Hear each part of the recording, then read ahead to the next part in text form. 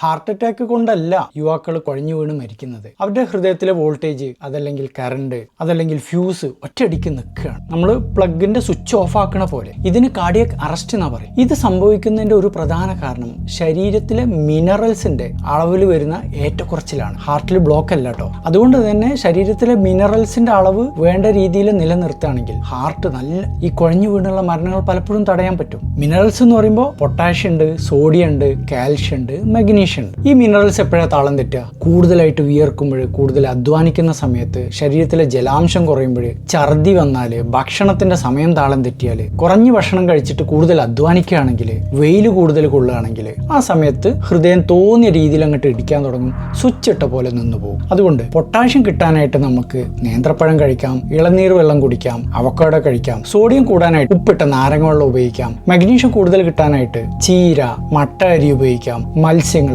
Almonds. ഇനി calcium കിട്ടാനായിട്ട് പാല് കുടിക്കുക, യോഗർട്ട്, ചീര. നല്ല രീതിയിൽ എക്സർസൈസും ജിമ്മൊക്കെ ചെയ്യുന്നവരാണ് ഇപ്പോഴത്തെ ചെറുപ്പക്കാര്. നമ്മൾ വിചാരിക്കുന്ന പോലെ